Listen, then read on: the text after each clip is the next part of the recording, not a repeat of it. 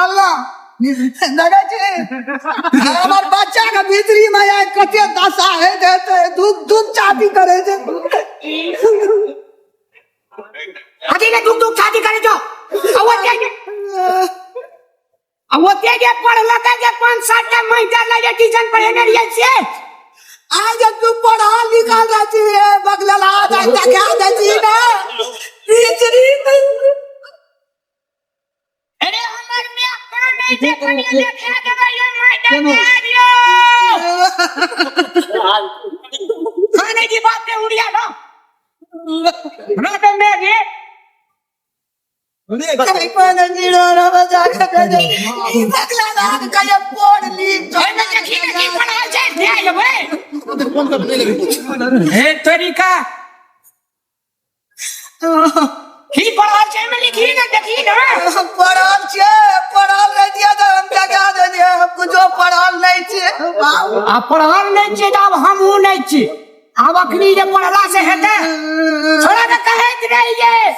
रे ये सेल्सी है जे कनी बढ़िया सा पढ़ छोड़ा दे बाप हेलो बाप के हुड़िया हेलो को तोरा जे कहियो पढ़ लिख तो जेठ रही ना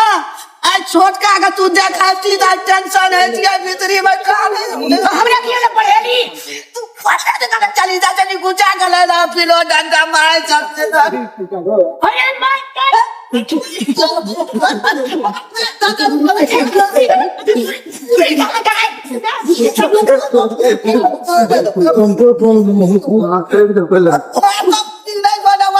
चीट लगा दौड़े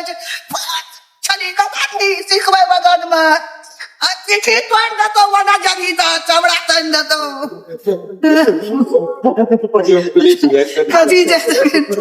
मैं के 16 में सजे चार चल जाय छै त कते बचे छै बम्बा के उड़िया जा दे चल कहबो अनपढ़ छै तू सन पढ़ में गेली हमरा पूछे छै हेले छोड़ ले हम नहीं पूछे जा रो बेटा रे लोगो के कहीं ना बैठ ना पकला ला कागजों के बैग दे देखो गदा दे हम ना चश्मा लगवा दे मैं की चश्मा लगेली रे रे चश्मा लगा देखबै छै माना ई लगे छी बूढ़ भ गेली चश्मा लगबै छी अखनी अखन न भाग मारे बैगा निक से देखेबे न केली जे छोट भए छै देखेबै सिखेबै निक से पढ़तै लिखतै आ परीक्षा में कोन दशा है छै हमर बच्चा कागज चाकरी जहर के एना के देखै छी।